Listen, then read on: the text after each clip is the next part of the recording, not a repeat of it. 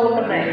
కానీ ఎవరి దగ్గరికి వస్తే మనకి నిరీక్షణ, యేసే దగ్గరికి వస్తే మనకి నిరీక్షణ, యేసే దగ్గరికి వస్తే మనకి ధైర్యం, యేసు ప్రభు దగ్గరికి వస్తే మనకు గొప్ప విశ్వాసం, యేసు ప్రభు దగ్గరికి వస్తే మనకు గొప్ప విడుదల ఉంటుంది. ఆ గుడ్డివాడు ఎలాంటి ఆశీర్వాదం సంపాదించుకున్నాడు? ఎవరి వైపు చూశాడు? యేసు వైపు చూశాడు. ఇంకేమన్నాడు? దాటిపోబోయ్యా, నన్ను దాటిపోబోయా అని ఎప్పటికి కేకలేస్తున్నాడో అంత దూరమైనాడు కూడా నిలబడ్డాడు. చూసారా, మన దగ్గర మన మీద కోప్పడితే, మన మీద కోప్పడ్డారనుకో మనం వదిలివేస్తాడు.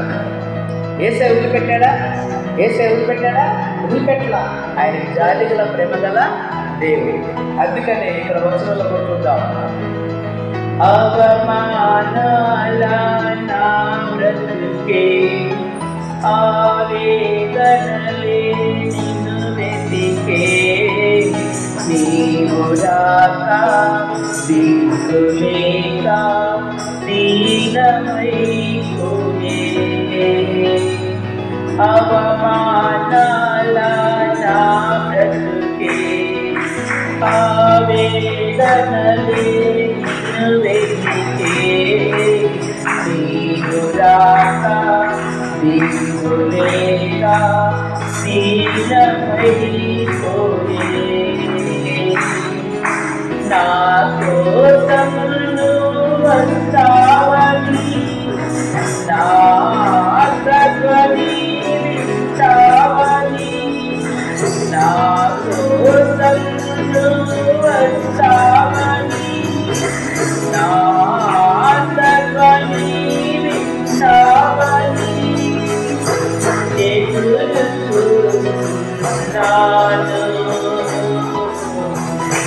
నిలబడుతున్నాను, దానికోసమయ్యా, దానికోసమయ్యా, యేసయ్యా నా దేవా, యేసయ్యా నా ప్రభువా, దానికోసమయ్యా, దానికోసమయ్యా. చూడండి, ప్రభువు రాష్ట్రాల అనుభవంలో ఎన్ని అవమానాలు, ఎన్ని నిందలు, ఎన్ని శోధనలు. మనం తప్పు చేయకపోయినా కూడా తప్పు చేశాం. మరి ఎన్నోసార్లు అవమానాలు చూస్తూ ఉంటాం, మరి హేళన చేస్తూ ఉంటారు. అయినా కూడా మనం ఎవరి వైపు చూడాలి? యేసు వైపు చూడాలి.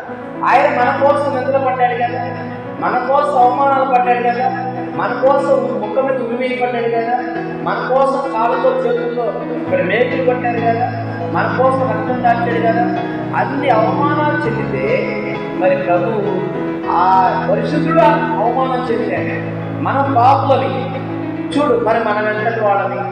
కాబట్టి మనము ఆ యొక్క గుడ్డివాడు కనుక విశ్వాసం ఎలా కేటాయిస్తాడో మనం కూడా రాత్రికాల సమయంలో ప్రభువా నా దోషాలు క్షమించు, నా పాపాలు క్షమించు అని ఆయన సన్నిధిలో మనం మొరపెట్టినప్పుడు మన పాప దోషాలన్నీ కూడా ఆయన రక్తంలో కడిగి శుద్ధీకరిస్తాడు.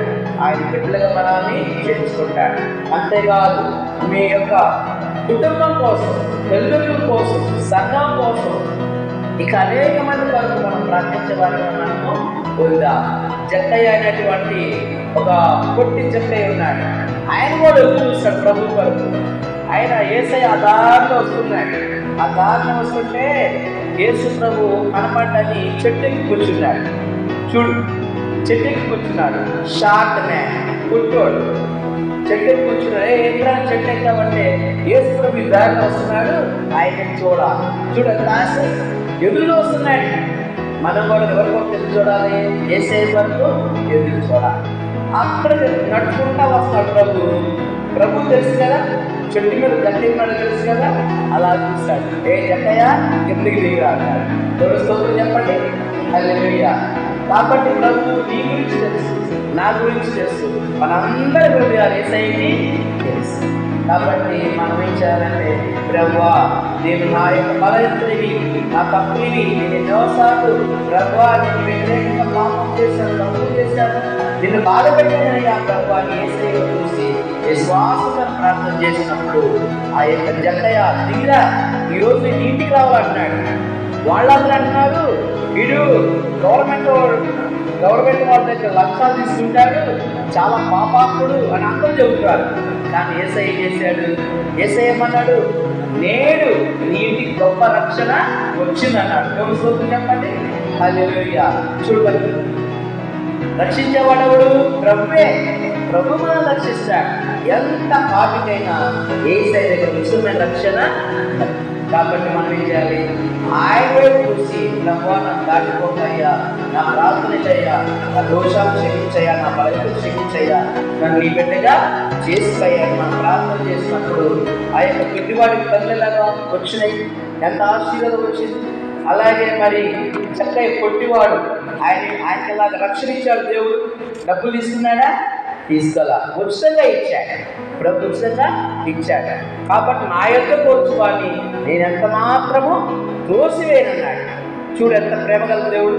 నా ఎదురు నేను ఎంత మాత్రం తోసివేసేవాడిని, నేను సాత్వికులను దీన మనసు గలవాడు. సాత్వికుడు అంటే దీన మనసు.